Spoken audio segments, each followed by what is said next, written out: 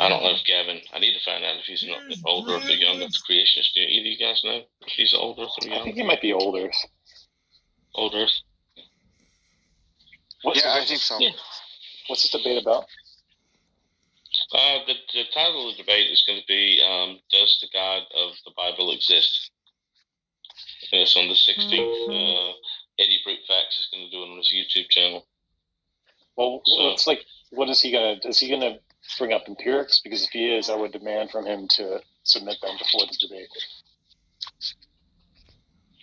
He is an evidentialist, so what he does is a little resembling a little what William Lane Craig does, for example. Yeah, he always wants to talk about specific scientific papers and stuff like that. And if he wants to talk about them, then he needs to submit them before the debate, so you can take the time to look at them. Yeah, he always does. More often than not, he's citing an article about that paper rather than the paper. One of the things I really like, there's like some things in the Bible that seemingly we have like evidence, strong evidence against those things. Like 1 Corinthians 1:10. It's like, let no minds be divided amongst you, that you all be like together as one church. And I'm gonna kind of. And also, like, there's a passage about like how this church may never be like taken away from, and yet there's like 30,000 denominations of Christianity, some shit like that. And so that seems like very strong evidence against the Bible.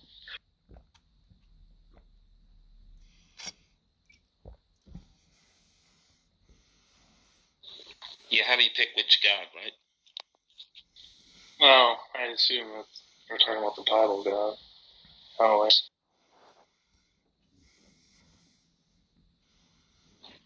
Yeah, that's what I mean. Which God in the Bible you're talking about? Because according to Christians, there's lots of different versions of that guy. yeah. I wouldn't go that route. I mean, they tend to just agree on like most of the same properties.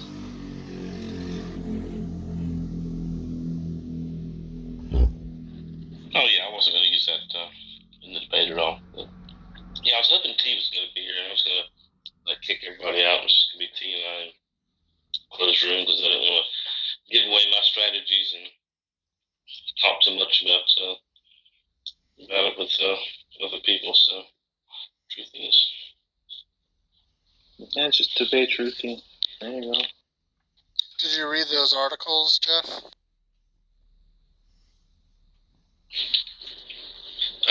The ones on nominalism. Yeah, there was one other one we sent you too. I have not had the chance. What are you debating Gavin on? Does the God of the Bible exist?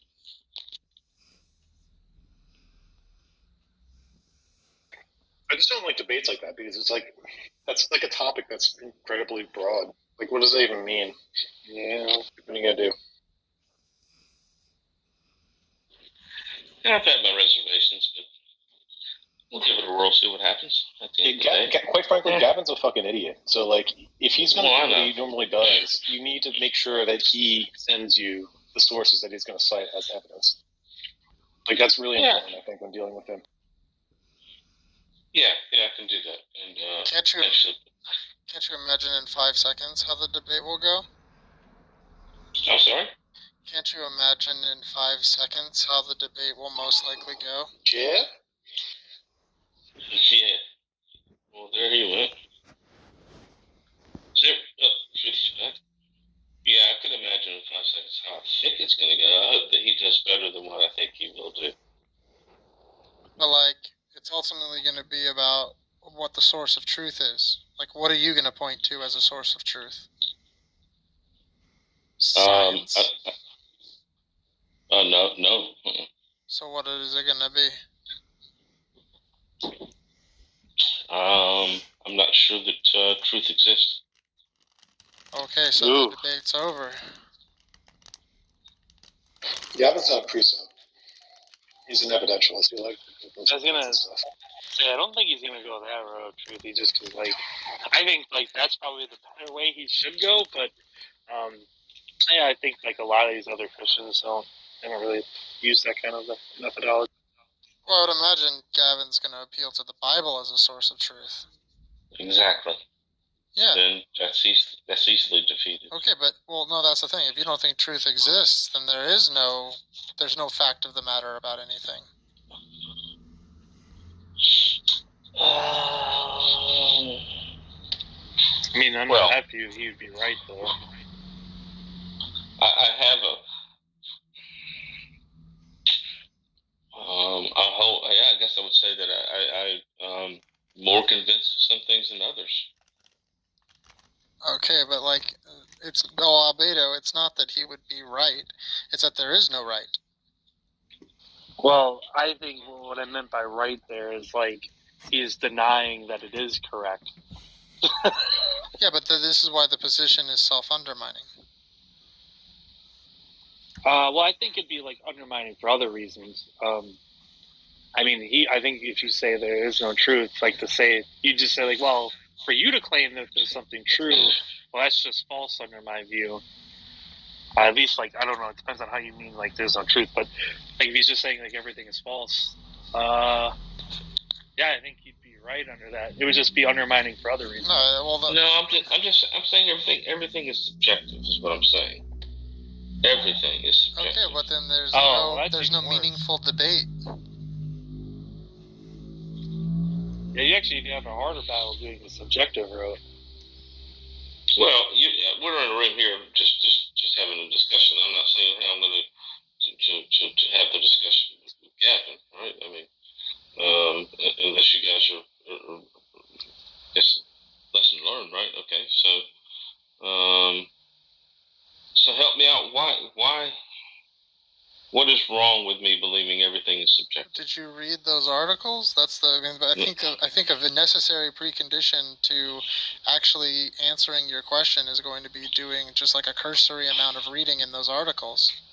What did you send them to? It was like some article on nominalism, and I think another article on relativism. Okay. It's like standard encyclopedia stuff, like.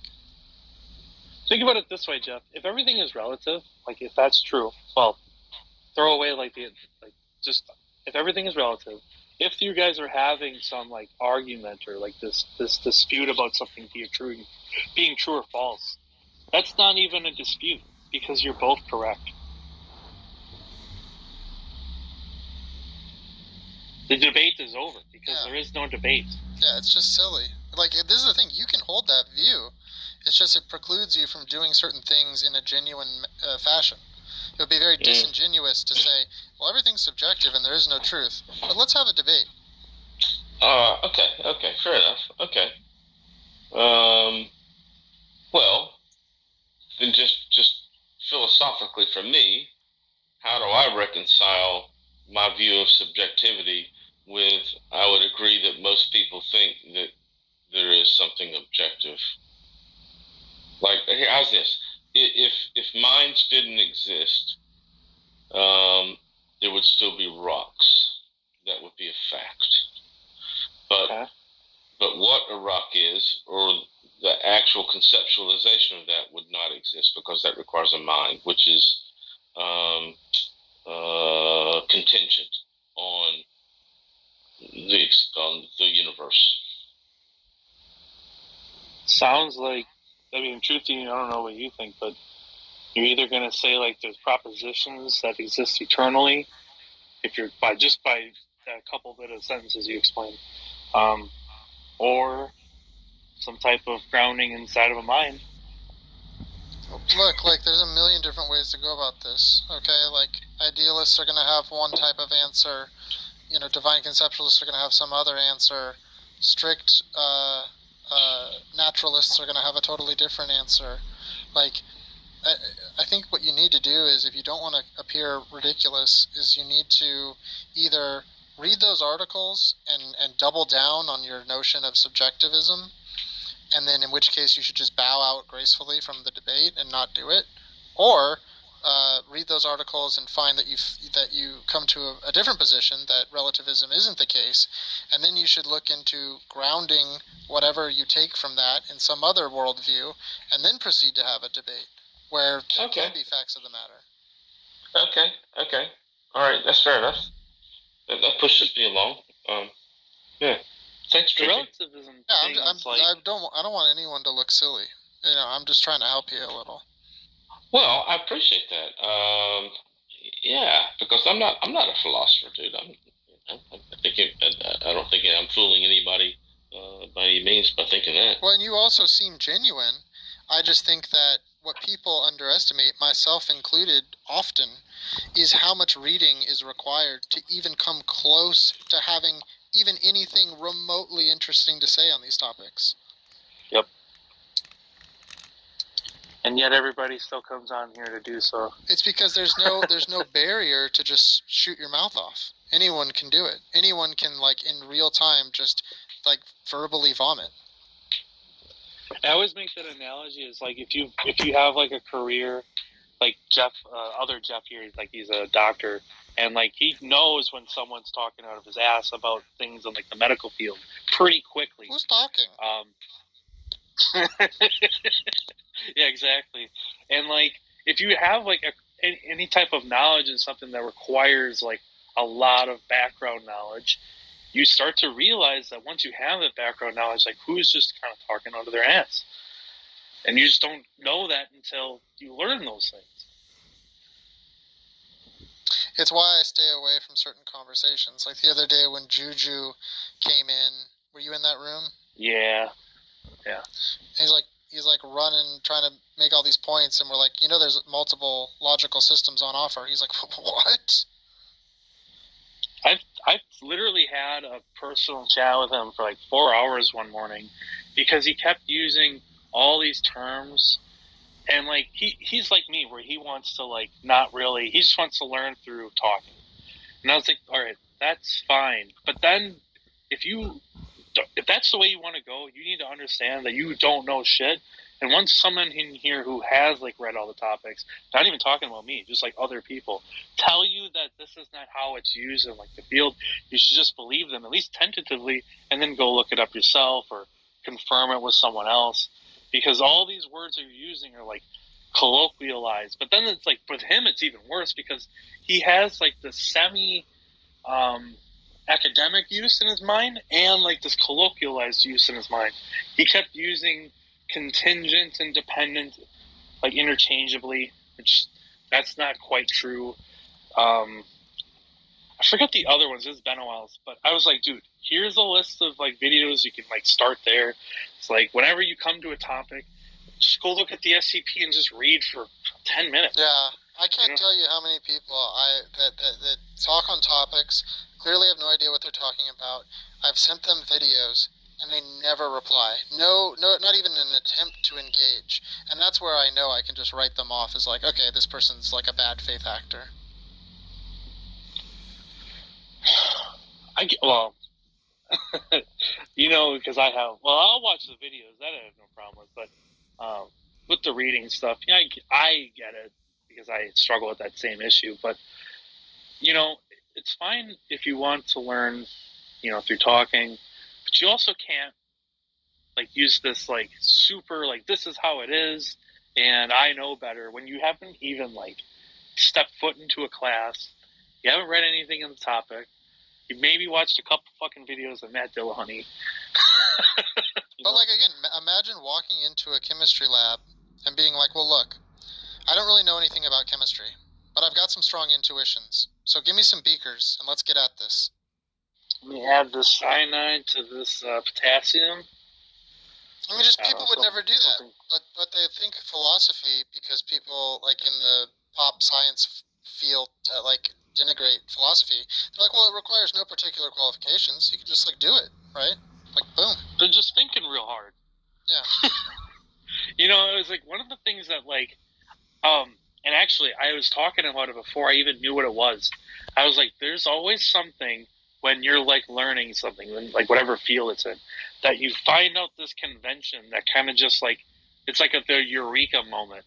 And I finally figured out what it was with philosophy, but I was like, oh, there it is, the convention. And I was trying to tell people, is like, once you learn like how they build like these isms, you start to realize like, oh, that's like how you can easily discern like those yes or no belief questions, and that's how you can like form how you know what you believe based on those. They're all just bivalent questions, all of them.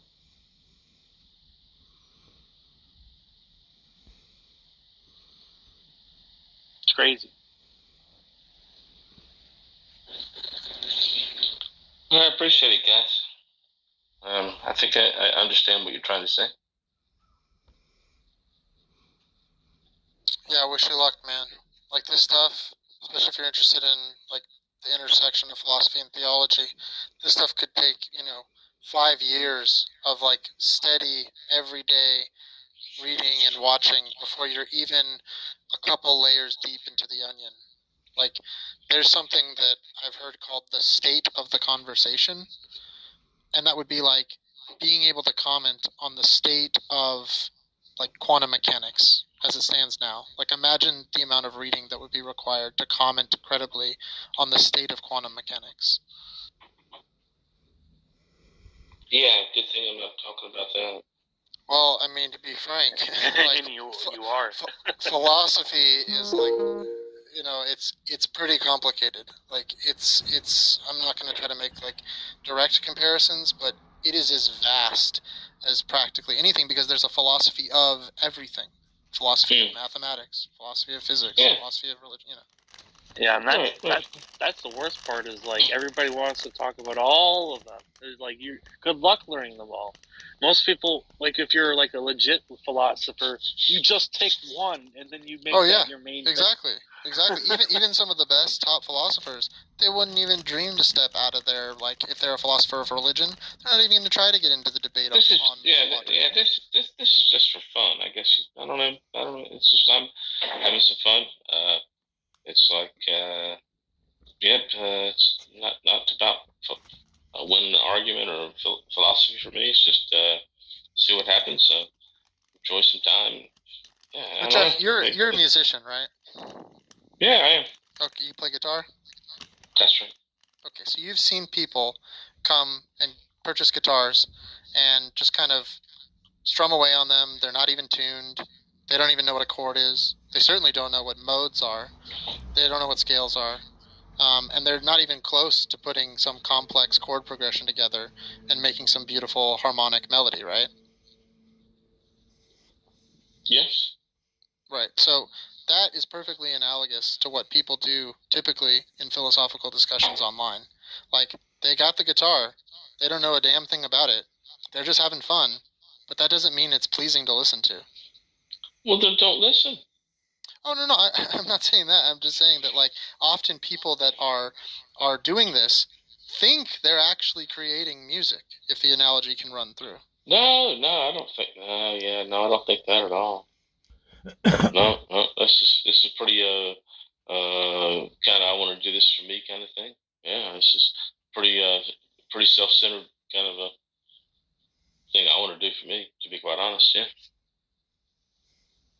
I think that's fine. I mean, especially if you're like, you're aware of it. But I guess Truthy's just trying to say, like, lots of people aren't aware of it, and so it's like, if you're making a fool of yourself, you may want to like have some awareness. But how can you be aware until like someone makes it known to you? And obviously, you just said like, okay. So you guys think I'm gonna make a fool of myself when I talk to Gavin? Only if you do certain things like we discussed earlier.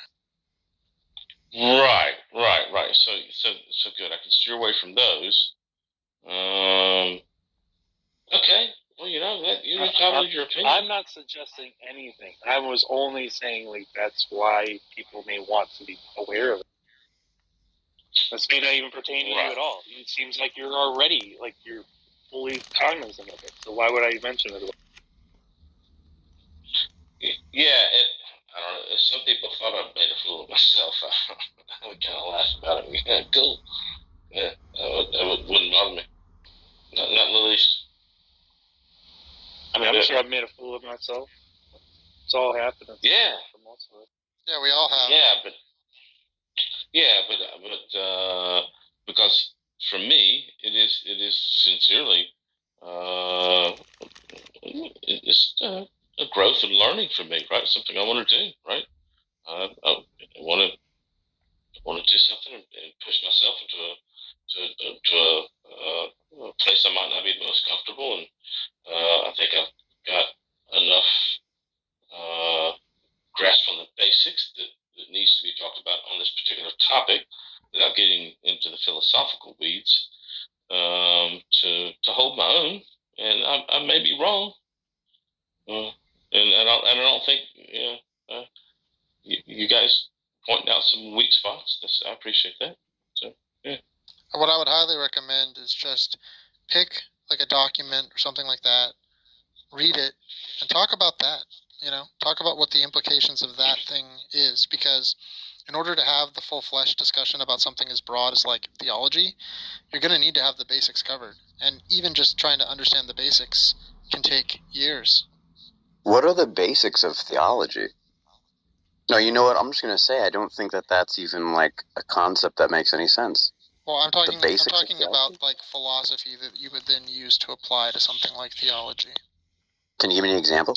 Something about like having a notion of metaphysics, epistemology, ethics, logic, normativity, these types of things. As applied to theology, can you give me an example? Well, sure. I mean, do you think theology touches on everything I just mentioned? I do. Okay. I'm just wondering, like, I just don't even know, like, what would be into, like, no, like, so that's not, I don't even know, like, what would, because if we're talking about, like, discussing with Gavin, right, like, I don't know, I mean, what is this thorough, like, knowledge that Jeff needs to have? I don't think that Gavin is so knowledgeable, right? Am I wrong? Do you guys know something about Gavin that I don't? Yeah, he publishes at Oxford. What are you talking about? Wait, does he really?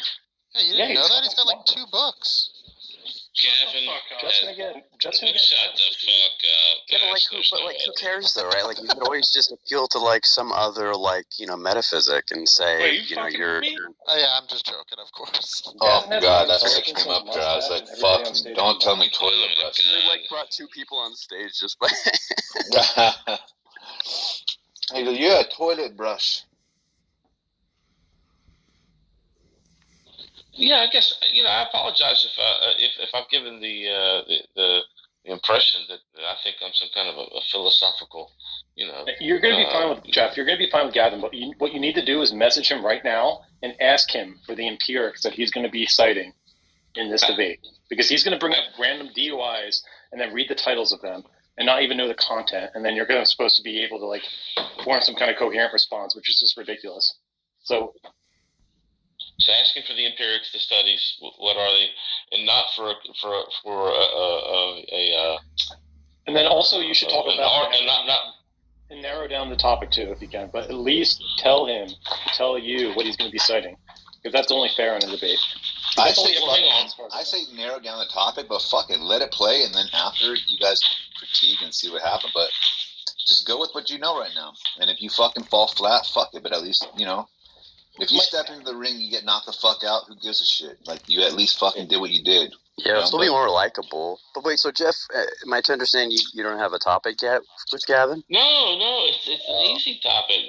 The topic is, does the God of the Bible exist?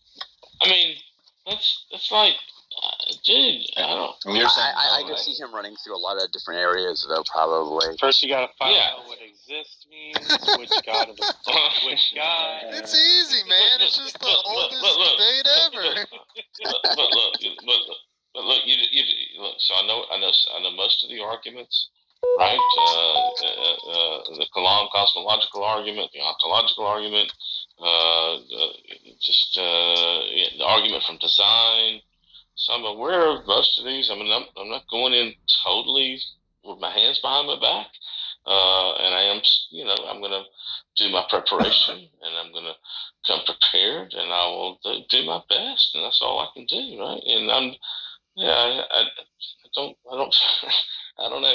I don't think I'm going to make an idiot of myself. I just don't.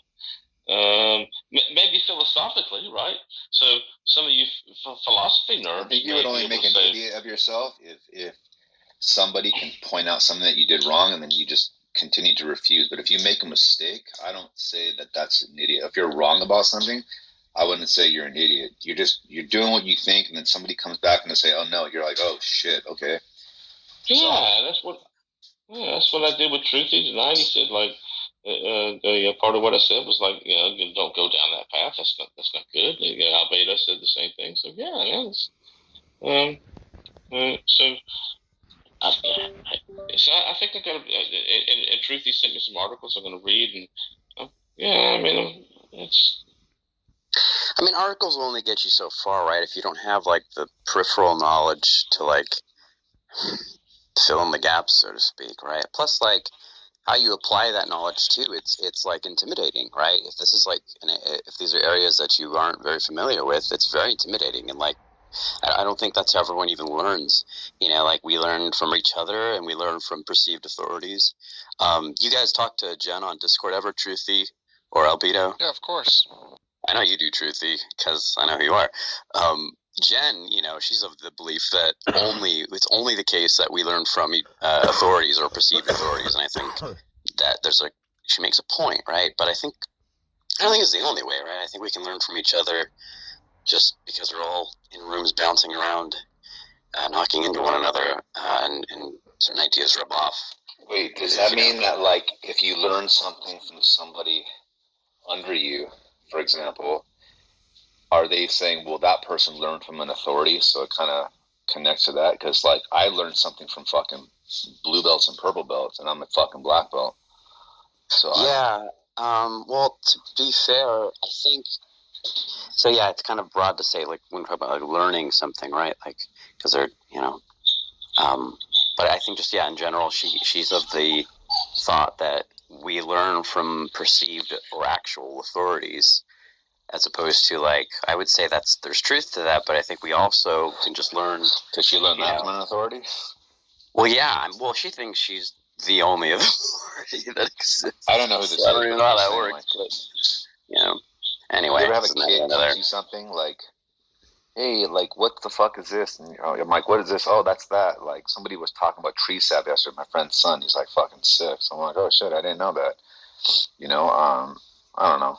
I just feel like because I think like when you learn, it's like, and perhaps more so certain people than others, like you have to feel comfortable, right? So like you learn in a space that feels good.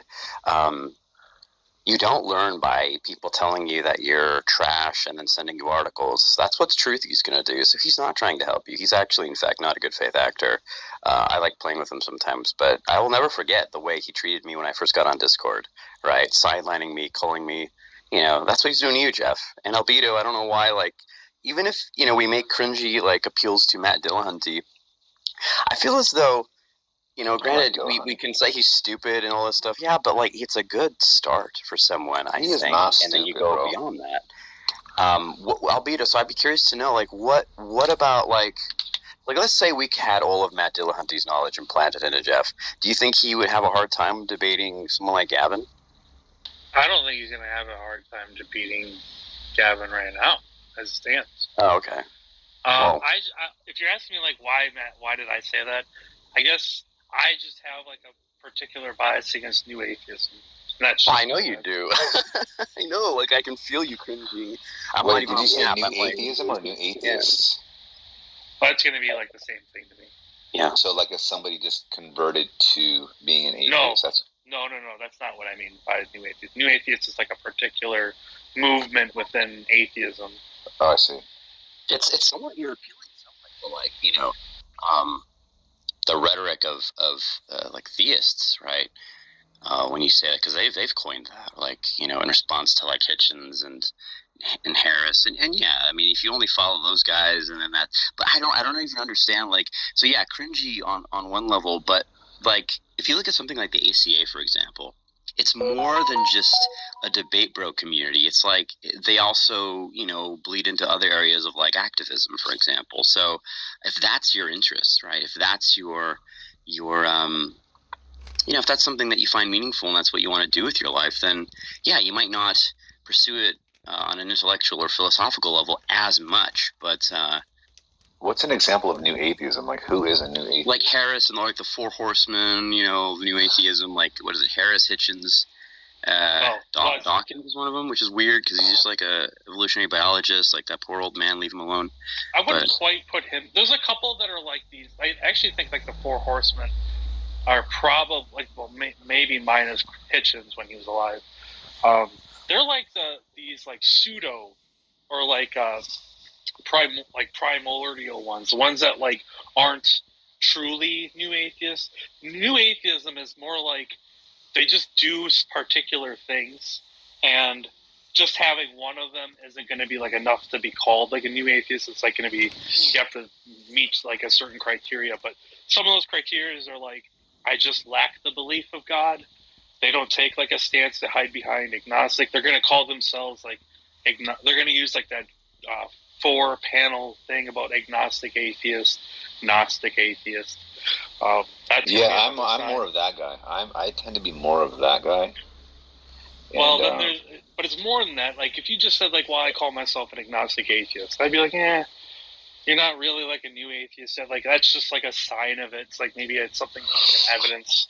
Well, there's more. There's more. I will say this too. Like the trouble with that potentially is like, because sometimes you see this like where it's like, oh, I'm just an agnostic atheist. I don't need to prove, and it's like this kind of rudimentary understanding of the burden of proof, which is great. But then sometimes it's almost like an excuse to not actually like pursue this any further on like a philosophical level. And that's what I was going to say. I don't think so at all. I think that like the philosophy department thinks that the philosophy department has a better understanding in regards to how to argue against theism, right? But I don't think that you need that ability to be an atheist. So to me, it's kind of like the senior in high school is like looking at the fucking freshman and like, look at these motherfuckers. But it doesn't mean it's like an illegitimate position to be like, dude, listen, I just don't believe you guys. Well, and I don't have to fucking prove you guys wrong. I don't give a fuck. That's our legal system. No, hold on. We don't have to. There's a reason why. It depends on what you mean. This is like if you were like a classical atheist, you would have to show like why you're right. If you're just an agnostic, you don't have to. Well, that's what I mean. So like now we fall into these labels. But if I'm just telling you, I just don't believe you because you sound like fucking shit. You sound like something I can't believe. Like, I don't choose my beliefs either. You're just saying something to me that just sounds fucking foolish, right? You got to treat everything on that level, and I don't do that. Like, if my buddy does ayahuasca, and he claims that he goes to another dimension, right? And he's dead serious because he does. And I'm like, he literally does. And I'm like, bro, and he goes, well, you've never tried it. I'm like, oh my God, I don't have to fucking try it, bro. You're fucking right in front of me. You didn't go. That's not what he means. Yeah, that is what he means. He thinks he leaves and he goes somewhere else and he describes like, go ahead, say what you're saying, Go ahead. Well, first of all, I've done DMT and like whatever happens with your body, obviously I think your body stays right where the hell it is. I'm not talking about your body, your mind, like, and what it perceives as like some other place. And that's like very certain. Whether you want to call that another dimension, but like your experience of the world is wholly different. No shit. That's the difference to me when I drink caffeine or not. But the thing is that you're making claims and you're using these fucking pseudo languages and you want to convince me that something is happening other than fucking the fact that your just mind is altered because you took a substance. But that's not the point. My point is this. Is that how do I falsify that, bro? Like in his mind, he's like, I went to it. I don't have to be like, you know what? No, I'm going to fucking take the position again. It's just like, bro, I don't fucking believe. And if I want to pursue it and keep fucking putting him down, okay, so but like, kind of like reject and walk away. Like you're the homie. I love you to death, but I mean, you just sound fucking like you're high, basically. You sound like you're high. I mean, depends on like what you want to say about it. I don't want to like go into it too much because I don't really think. Well, my point is this. My point is this: is that when somebody makes claims, like, have you ever seen that show, that thing, Religulous by Bill Maher? Yeah. Remember the time where he was in that scene? The guy was like, "Well, what was an example?" He's like, "Well, I put my hand out and said, if you're real, make it rain," and he made it rain. Yeah. See, that to me is an example of new atheist cringe. Sorry, Mike, but like, even though I think that movie, he does make some good points. Like that movie to me is really cringy because no, but when the guy is like, "I fucking put my hand out and it rained," I don't believe that motherfucker. I was like, dude, get the fuck. That's just the way I live my life. Like, it doesn't stop because we now entered a realm that philosophy wants to monopolize. Philosophy, dude, there's more theists in the world that are not philosophically fucking, I guess you could say, inclined or like they know about, and they're gonna sit there and gonna talk to you about something as if they have some advantage of knowledge. I'm just like, dude, get out of here, man. You're like a flea on my nutsack. You're just annoying. I see your point, Mike. Also, really quick, Albedo, I just have to jump in and say this again too before I'm sorry. No, dude, I'm keep interrupting you. I'm saying I think I killed the room. Oh no, I doubt that. I probably did because I think that's why Truthy left because I don't think he knew that I knew who he was. Although I don't know why he would forget me, except that he's a douche. But and that's sad because I actually think I kind of like him too. But he's been cool every time I talk to him. I have no. Yeah, no, he's cool when he's not, and when you can understand him. Oh, I think I did, though, right? He's like really smart, I did. too. It's hard though. It just when he doesn't have D. Dyer's cock in his mouth, right? Like otherwise, then I can understand him, right? But what? Never mind. He placates the people. Like he's cringy too. So, and honestly, like what he did that day, like he was like abusive, and I'm just like, yeah, I expect this from a religious person. But anyway, Albedo, I just had a thought about like another example of cringe, like because we were talking about religious. Well, or like I think another example would be like some atheist that's like just watched that movie Zeitgeist and is like, you guys, like, yeah, Jesus wasn't born on the 25th. Like, come on, like, you know what I mean? Like, is that? I feel like that's a good example. So there's so many, honestly. Like we just go down the list of like all the things I think are cringe about it. Like you can reject anybody's belief claim. I don't believe you that you went to the store yesterday. Like that doesn't not make it true just because you don't believe it. Exactly. The idea is like you want to be able to show some way to make like if you care about the topic. Correct. Obviously, it seems like you do care about the topic because you're on here talking about it, and you should make a criteria of which that thing could be true in the first place to you. If you don't have a criteria in mind, it seems like you just aren't even giving it a chance. Yeah, I hear what you're saying, especially when like there's more of a consistent effort, and I agree with you. But fucking talk about cringe. Have you seen that movie God Is Not Dead? I've seen all of them. No, I've never seen that. Oh my God! I love watching Professor. But Albedo, do yourself a favor. It's Kevin Sorbo, the guy that played Hercules. Like he's in it. He plays this really cringy, tropey, like cynical atheist, and but he's a professor, and so naturally he's just a mean guy, and the poor Christian student's just trying to, Anyway, I'm not even gonna talk about it. And he's like, you're not gonna. Really and it's like today. So. Then at the end, he's like, oh, he took my wife.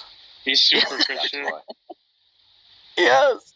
There's even a scene. I won't ruin it too much, but there's a scene where like there's this escalation in their like round 2 of they're debating in the middle of the class. It's just so stupid, so cringy. I love it. And there's this point at which where it just escalates into like, where as are all atheists, he's really just a misotheist who's mad at God and because he took my son, and that's what he says.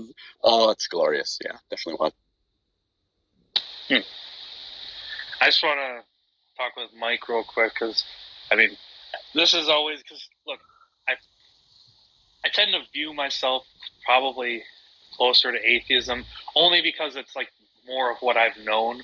My views are probably closer to theism in more of like the spooky sense, but like I've always been like an atheist type, so it like hits more home for me. So when I come across people who I used to have those types of views, I try to show them like, oh, well, once I learned this thing, I realized like, oh, well, that's probably not the way I should have been looking at it. So The idea of like an agnostic atheist, why do you take that kind of label? Oh, because I think about, like, we're just talking about the Abrahamic religions, right? Just the idea. Well, first of all, it's like this. Like, this is the way. This is how my brain kind of breaks it down. The concept of God. It seems like a borrowed concept, right? And I'm like, listen, let me think. We're about 400,000 years old, and we didn't know shit. And while we're trying to figure things out, right, we probably just fucking made shit up, right?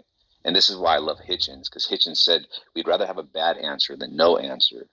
And then when you go into the pattern sinking mind and stuff, I'm like, okay, I can see that. So these fucking people from thousands of years ago attempted to figure out how the world worked in all ways, how we should be, how we should not be, and from what? How do we even know that this God thing is real, to even consider it a potential category, to even consider it as a potential, to put it in a potential category as to the explanation of all things? How did we even fucking get there? So then you learn about these like contingency arguments. I'm like, okay, I can see at least that's a better attempt, right? But then there, I'm like, okay, there's a logical disconnect of the chain, because you're using the world, you're looking at how it operates, and then you're using that, and then what you do is you commit like a special pleading fallacy to make for this thing that you feel must be the reason.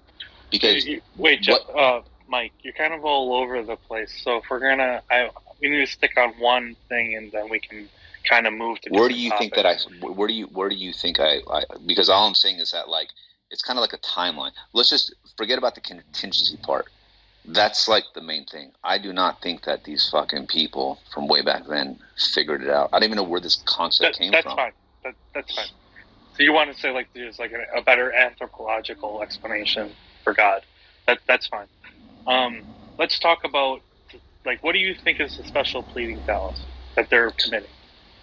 It means that what the requirements for their thing to exist is only existing based on these ideas that they think it could exist, but everything else that they're relying on to get there can't be the case.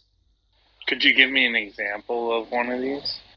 Yes. So when they look at this idea of how people are created, for example, going back, like things that are contingent, non-contingent and stuff, it must lead to a non-contingent fucking timeless being, things that we have no examples of within our actual reality.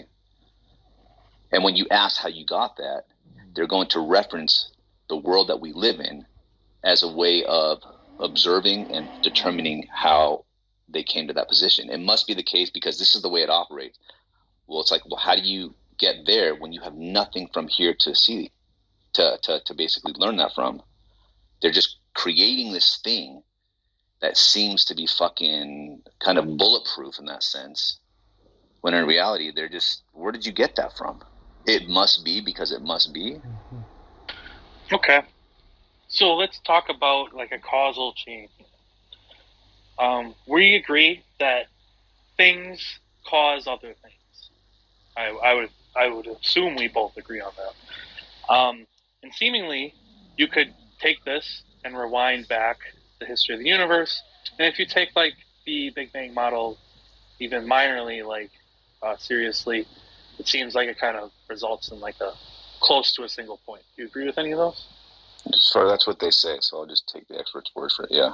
Sure. There's only like 3 possibilities that where we could go from it. It either keeps going infinitely into the past, never stops. Okay. It does stop. And it either stops either contingently or it stops necessarily. Okay. So the theist wants to say it necessarily stops.